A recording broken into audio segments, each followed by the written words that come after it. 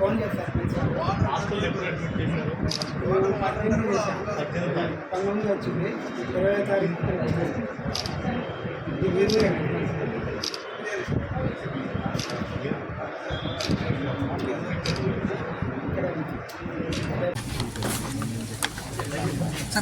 సెల్లానికి పెట్టండి కొంచెం పెట్టానా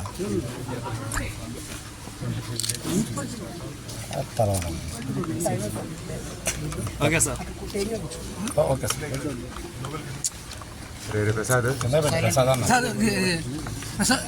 ఓకే సార్ చెప్పండి సార్ అసలు పెట్టే ఏం కాదు కనపడతలే పెట్టండి ఇవన్నీ ఉంటాయి ఓకే సార్ ఓకే సార్ సరిగ్గా పెట్టండి లోగో. వర్షాకాలం వస్తున్న సందర్భంగా రాష్ట్రంలో డయోరియా కేసులు రిపోర్ట్ అవుతున్నాయి. ఈ వర్షాకాలం ప్రారంభమైనప్పటి నుంచి రాష్ట్ర వ్యాప్తంగా 23 గ్రామాల్లో 168 కేసులు రిపోర్ట్ అయ్యాయి. మన కాకినాడ జిల్లాలో, గుంటూరులో, ఎన్టీఆర్ జిల్లా జగ్గయ్యపేటలో కూడా కేసులు రిపోర్ట్ అవుతున్నాయి. జగ్గయ్యపేటలో 58 కేసులు రిపోర్ట్ అవుతే వాటిలో 14 మంది డిశ్చార్జ్ అయ్యారు. ఇతరులు ఆసుపత్రిలో ఉన్నారు, కొన్ని రెఫరల్ హాస్పిటల్ కూడా వెళ్ళున్నారు. అయితే తీవ్రమైన విరోచనాలు, వాంతులతో హాస్పిటల్కి వచ్చిన ప్రజలకి సరైన వైద్యం లభిస్తూ ఉంది. వాళ్ళ ఆరోగ్యం కుదుటపడింది, మెరుగైంది. అయితే వీటికి ప్రధాన కారణాలను చూస్తుంటే ఈ జగ్గయ్యపేటకు సంబంధించి ఎస్ఎంపేట, మక్కపేట గ్రామాల్లో కలుషిత నీరు కారణంగా తెలుస్తూ ఉంది. గ్రామాల్లో అనేక సంవత్సరాలుగా నిర్వహణ లేకపోవడం, డిస్ట్రిబ్యూటరీ ఛానల్స్ని శుభ్రపరచకపోవడం, వాటి పైగా ఈ డ్రైనేజ్ కాలువల పైననో కాలువల పక్కనో వేయడం వల్ల ఆ డ్రైనేజ్ వాటర్ కూడా కలవడం ఒక కారణంగా కనిపిస్తుంటే, కొంతమంది పానీపూరి తిన్నామనో లేదా హాస్టల్లో ఉండి అక్కడ ఏదో దీని బారిన పడ్డామని కూడా చెప్తున్నారు.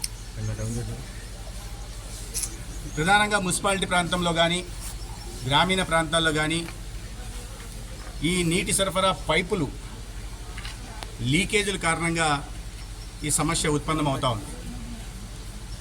నిర్వహణ లేకపోవడంతో ప్రధానంగా ఈ సమస్య గ్రామీణ ప్రాంతాల్లో నిర్వహణకి పంచాయతీ 15వ ఆర్థిక సంఘం ఇచ్చిన నిధుల్ని దారి మళ్లించడం ఒక కారణంగా కనిపిస్తూ ఉంది.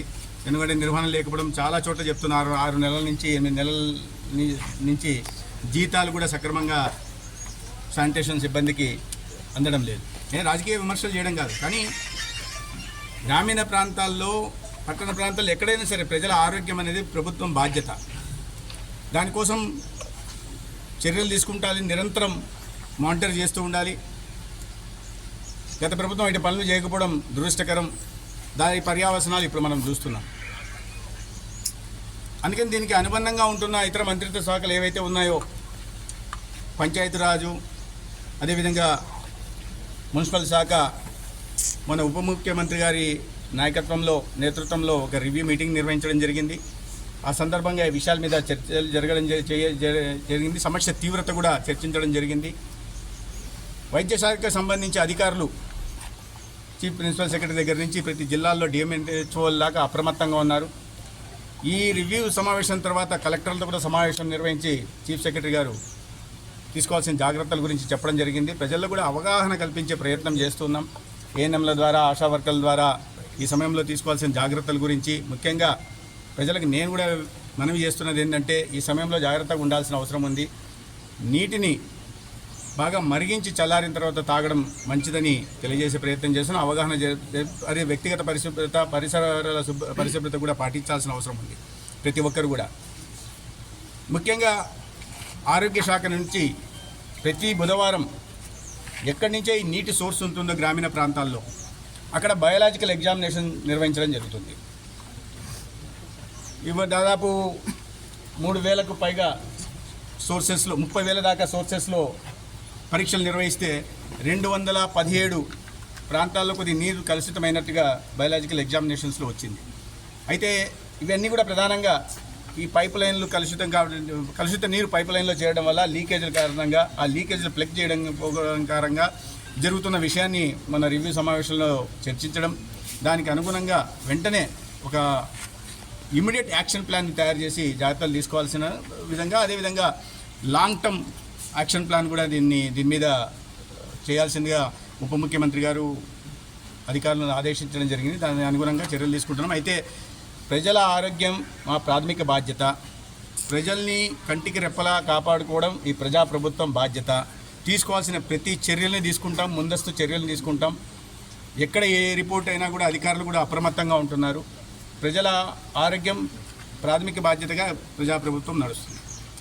చనిపోయిన వాళ్ళకి ఏమన్నా చనిపోయిన వాళ్ళకి జగ్గపేటలో మొత్తం మీద జగ్గపేటలో 2 కేసులు, ఒకటి డయోరియా కాదు, నిజాంపేటలో కార్డియాక్ కేసుగా ఒకటి చెప్తున్నారు, ఒకటి డయోరియా కేసు.